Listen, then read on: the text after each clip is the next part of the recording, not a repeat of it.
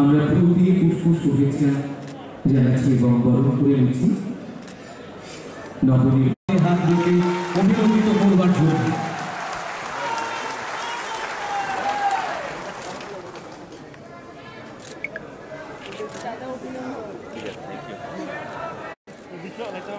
আমি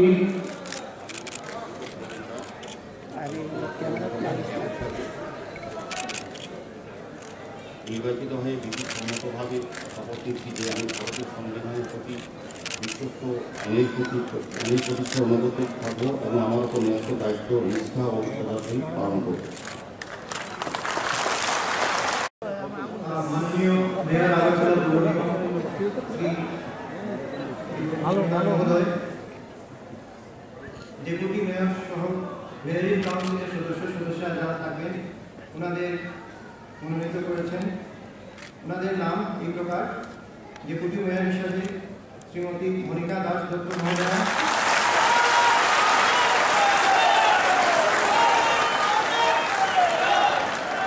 যারা মেয়রিং কাউন্সিলের মাননীয় সদস্যবৃন্দ ওনারা হচ্ছেন শ্রী জগদীশ দাস মহোদয়, শ্রীমতী শম্পা সেন সরকার মহোদয়া, শ্রী বিকাশাল দেবনাথ মহোদয়, শ্রীমতী হিমালী দেববর্মা মহোদয়া,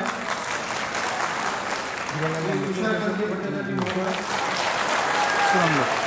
শ্রী বাপি দাস মহোদয়,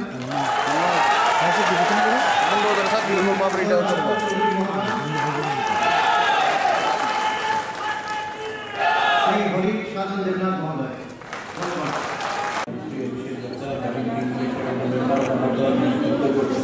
Do swear in the name of God that I will bear true faith and allegiance to the Constitution as by law established, and that I will faithfully discharge the duties upon which I am about to enter.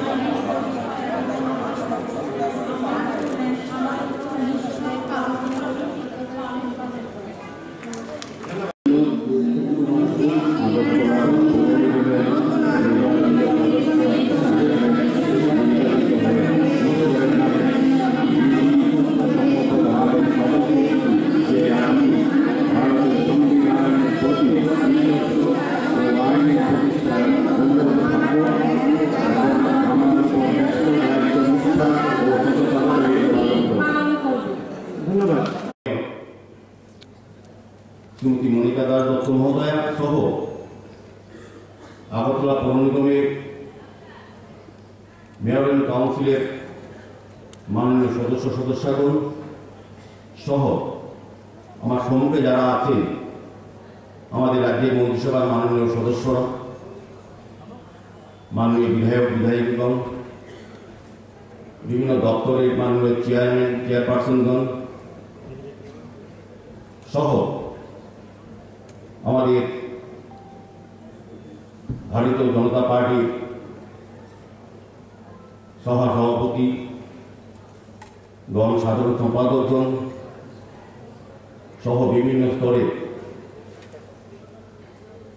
বিভিন্ন মোর্চার পদাধিকারীগণ সহ আমাদের দেবতুল্য কার্যকর্তাগণ এবং সর্বোপরি আগরতলা শহরে উপস্থিত সজ্জন ব্যক্তিগণ, আমার প্রিন্ট মিডিয়া ইলেকট্রনিক মিডিয়ার বন্ধুরা সহ উপস্থিত সকলকে আমার আগরতলা পৌর নিগমের পক্ষ থেকে এবং ব্যক্তিগত পক্ষ থেকে আন্তরিক অভিনন্দন ও শুভেচ্ছা।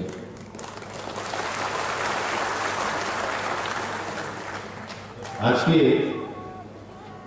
আমি বলবো ব্যক্তিগতভাবেও আমার একটা জীবনের একটা গুরুত্বপূর্ণ সময় বা দিন। এটা প্রথম শুরু হয়েছিল আমি বলবো আমি ধন্যবাদ আমি কৃতজ্ঞতা প্রকাশ করছি প্রথমেই আলোচনা সভা আমি কিছুটা সময় নেব অল্প কিছুক্ষণ।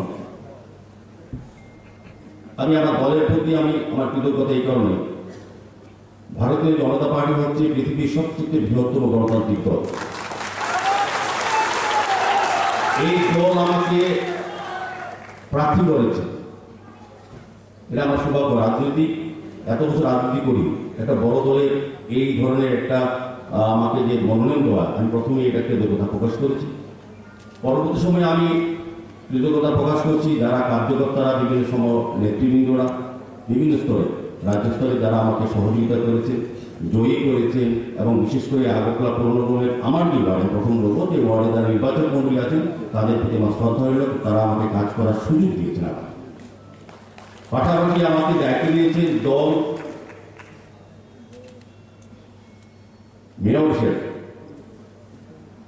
আমি দলের মাননীয় সভাপতি সহ মাননীয় মুখ্যমন্ত্রী সবার প্রতি আমার আন্তরিক আমার কৃতজ্ঞতা যে আমাকে একটা ওয়ার্ডে দায়িত্ব প্রথম দিয়েছিলেন দল থেকে, তারপর আমাকে 11 ওয়ার্ডে সারা আগরতলা পৌর নিগমের দায়িত্ব দেওয়া হয়েছে। এটা আমার জন্য বিরাট প্রাপ্তি।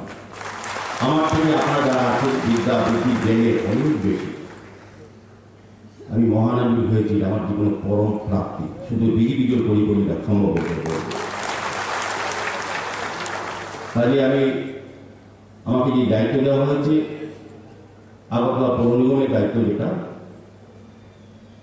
আমরা নির্বাচনের সময় আমাদের দলের পক্ষে আমাদের মাননীয় মুখ্যমন্ত্রী সহ উপমুখ্যমন্ত্রী সহ সমস্ত মন্ত্রীবর্গরা, মন্ত্রী পরিষদ, দলের নেতৃত্বরা এবং দলের কার্যকর্তা এবং সমস্ত অংশ মানুষ কিন্তু আমরা আগরতলা পৌরবাসীকে পৌরবাসীকে আমরা আবেদন করেছিলাম আমাদেরকে একটা সুযোগ দেওয়ার জন্য।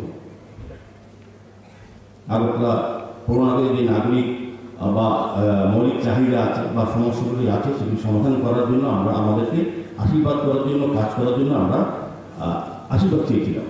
আগরতলা পৌরবাসী কিন্তু আমাদেরকে 11টা থেকে 11টাতেই আশীর্বাদ করেছে, কারণ আমরা বিশ্বাস রেখেছি একটা করো। 2018 পর রাজ্যের মাননীয় মুখ্যমন্ত্রী বিপ্লব কুমার দেবের নেতৃত্বে সরকার রাজ্যে যে উন্নয়নের মহাযোগ্য কাজ চলছে তাকে মানুষ আস্থা আসছে। আমরা বলেছি যে আমাদের দেশে যশস্বী প্রধানমন্ত্রী নরেন্দ্র মোদী সরকার আছে, আমাদের রাজ্য সরকারকে সাহায্য করছেন সমস্ত দিক দিয়ে। আমাদের বিপ্লব দেবের নেতৃত্বে সরকার সারা রাজ্যে একটা উন্নয়নের ধারা অব্যাহত রাখছেন এবং মহাযজ্ঞ বলব। সেই পাশে যদি আমরা পৌর নিগম, পৌর পরিষদ এবং নগর পঞ্চায়েত আমাদের সঙ্গে আসে, তবে ট্রিপল ইঞ্জিনের কাজে কিন্তু সারা রাজ্যের যে সমস্যাগুলি আছে, যেটা দীর্ঘ 25 বছর সিপিএম পরিচালিত পৌর নিগম বা পৌর পরিষদ বা নগর পঞ্চায়েত কিংবা সিপিএম পরিচালিত বামফ্রন্ট সরকার যেটা করতে পারেনি, যে সমস্যাগুলি দিয়ে রেখেছেন সেগুলো আমরা করতে পারি। মানুষ আমাদের বক্তব্যে আস্থা রেখেছেন, আমাদের মাননীয় মুখ্যমন্ত্রী কাজের উপর আমাদের মাননীয় মুখ্যমন্ত্রী নেতৃত্বে সরকারের উপর মানুষ আস্থা রেখেছেন। আমাদের বিধায়করা সব জায়গায় কাজ করছেন, আমাদের নেতৃত্বরা কাজ করছেন, দলের উপর আস্থা রাখছেন। সর্বোপরি মানুষ আমাদের সঙ্গে আছে। আমি আজকে 2023 বিধানসভা নির্বাচন ফেব্রুয়ারি,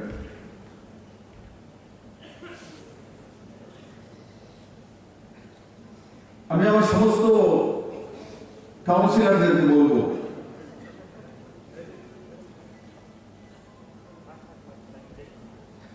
যেটা বিগত দিনে আপনারা ভুগেছেন। আমার কাছে মাঝে মাঝে এসে বলতে ভারতীয় জনতা পার্টির কার্যকর্তা যে আমার বাড়ির সামনে লাইটটা ফিউজ হয়ে গেছে, দাদা 4 বার ফোন করেছি, আসে না, ড্রেনটা সাফ করে না, রাস্তাগুলো ঠিক করে দেয় না। এই শব্দগুলি কিন্তু আমি ভারতীয় জনতা পার্টির কার্যকর্তার মুখে শুনেছি। আমি এই ঐতিহাসিক কার্যক্রম থেকে আপনাদের কাছে চাইব যাতে আগরতলার অন্য কোনো মানুষ আর এটা না শুনে যে লাইট খারাপ হয়ে যাচ্ছে, ড্রেন পরিষ্কার নয়, রাস্তা খারাপ হয়ে যাচ্ছে। এটা আমি অনেক শুনেছি, আমার মনে অনেক এসছে। দ্বিতীয়বার যাতে না আসে। সবকিছু একদিনে পারা যায়, সবকিছু একদিনে করতে পারি সেটা আমি করি না, কাজ করতে করতে সেটা যায়। কিন্তু লাইট জ্বালানোর জন্য কোনো টেকনোলজির দরকার হয় না। ড্রেন পরিষ্কারের জন্য নিজেও তো কেউ কোথাও নিয়ে এসে পরিষ্কার করাতে পারি। আসতে হবে সরকারি কর্মচারী, তেমন তো নয়। নিজের বাড়িতে তো কোদাল আছেন, দেখুন না, নিজে নিয়ে কোদাল নিয়ে বেরিয়ে পড়তে দেখবেন কিভাবে কর্মচারী চলে আসে। রাস্তা খারাপ হয়ে গেছে, বারবার অফিসারকে বলছি আসছে না, হতে পারে রাত্রে দেখেছি অবজ্ঞা না করা, সেই জায়গায় 2টা ইটের টুকরা দিয়ে মাটি দিয়ে বন্ধ করে দেওয়া। আমরা দাঁড়িয়ে থাকি, আমরা তো সব এমএলএ হয়ে গেছি, মন্ত্রী হয়ে গেছি, মুখ্যমন্ত্রী হয়ে গেছি, কাউন্সিলর হয়ে গেছি, আমরা কিভাবে করবো? আমরা তো দাঁড়িয়ে দেখবো অন্যরা করবে, ইন্সপেকশন করবো না, এটা না করবো। কালকেও যখন আমি দিল্লি থেকে আসছি, বৃষ্টি হচ্ছে, তো দেখলাম বড়জলাতে যে ক্রস করার সময় আমাদের হাইওয়েতে জল জমে আছে। নতুন নগরের কাছে অনেক লোক চলে যাচ্ছে, কেউ বলছে। আমি যাওয়ার সময় যে মাত্র দেখলাম এক মোটামুটি 6 ইঞ্চি 7 ইঞ্চি জল একটা জায়গা জমে আছে। আমি জানি যে এটাতে যখন যাবে গাড়িগুলো ভালো রাস্তাটা খারাপ হয়ে যাবে। তো কি ওখান থেকে ফোন করে ডিএমকে আমার সাথী যে ছিল ফোন করে বলেছে স্যার নারাজ হওয়া হয় जो ट्रेन बोला এখন পরে কি দলটা দেখ জনতা পার্টিকে ত্রিপুরার জনজাতিরা হৃদয় তুলে নিয়েছে, প্রমাণিত করেছে সেই রেজাল্ট। আর তারপর এবার সিভিক বডির যে ইলেকশন, আরবান বডি, তো ইতিহাস তৈরি করে দিয়েছে ত্রিপুরার মানুষ। আমি করজোড়ে আমার কার্যকর্তা বলতে ত্রিপুরার মানুষকে প্রণাম জানাই। ইতিহাস সৃষ্টি করেছে ত্রিপুরা, ইতিহাস তৈরি করেছে। মাত্র 5টি সিট বিরোধীদের কাছে, সিপিএম এর কাছে মাত্র 3টা। যারা একসঙ্গে কল্পনা করতেন 100 বছর সত্তায় থাকবো, কোনোদিন সিপিএম যাবে না, এখানে সিপিএম, এখানে জন্ম, এখানে মৃত্যু, আজকে তাদের 3টি সিটে সীমাবদ্ধ। তখন মানুষ তাদেরকে রাস্তা থেকে দিয়েছে 3 সিটের মধ্যে সীমাবদ্ধ করে। আর যারা নতুন পাংখা লাগিয়েছে ত্রিপুরাতে হাওয়া দিচ্ছিলেন, 1 সিটে সীমাবদ্ধ হয়ে গেছে, 1 সিটে সীমাবদ্ধ হয়ে গেছে।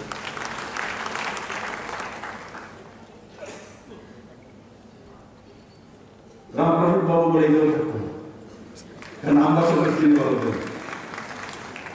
তো আজকে এই যে পরিবর্তন, কেউ যদি ভাবে যে ত্রিপুরার মানুষ কোন সময় ভারতীয় জনতা পার্টি বা মোদীকে ছেড়েছে, কোনো দিন ছাড়েনি। বিধানসভা নির্বাচন, লোকসভা নির্বাচন, 30 পঞ্চায়েত নির্বাচন, বাই ইলেকশন, বিধানসভা, ADC election, urban body election, লাগাতার ত্রিপুরার মানুষ ভারতীয় জনতা পার্টিকে ভোট দিয়ে পার্সেন্টেজ বেড়িয়ে চলেছে। বন্ধু, এখন 60% চলেছে। 60 সিটের বিষয়টা আমি বলি না, আমি বলবো আগামী 23 নির্বাচনে ভারতীয় জনতা পার্টিকে ত্রিপুরার মানুষ 70% ভোট দিয়ে ত্রিপুরার সমস্ত প্রতিনিধিদেরকে পাঠানো ওই দিশাতে ত্রিপুরা করছে। আর এমনি তো আগরতলা আরবান বডি যদি ছেড়ে দেই, বাকি যে আরবান বডিগুলোর মধ্যে 19টাতে ইলেকশন হয়েছে, আমি জানি না আপনাদের কাছে ডেটা আছে কিনা, 71% ভোট পেয়েছে ভারতীয় জনতা পার্টি। 71% পেয়েছে, 71%। আগরতলা যেটা হয়েছে, যারা করেছে, যারা তার শিকার হয়েছে, এরা বুঝে গেছে আগরতলায় কি হয়েছে। সবাই জানে কে করেছে, কেন করেছে, কি কি করেছে। আজকের সময় আমি বলবো না, কারণ জনতা জবাব দিয়েছে, পাবলিক সর্বোপরি সেই মানসিকতা নিয়ে এই সরকার কাজ করে। বন্ধুরা, আমি এখানে ভারতীয় জনতা পার্টি বড় মাত্রায় মহিলা কার্যকর্তা রয়েছে, নজওয়ান রয়েছে, যুব মোর্চার কার্যকর্তা রয়েছে, মেম্বার ইন কাউন্সিল ও যুব মোর্চার কার্যকর্তারা এসেছে, যার নাম বলতেই দেখি যুব মোর্চা এখান থেকে হাততালি দেয়। नरेंद्र भाई मोदी की, जेपी नड्डा की, जेपी नड्डा की। Subscribe to Tripura Info and press the bell icon so that you never miss any latest updates and news on Tripura.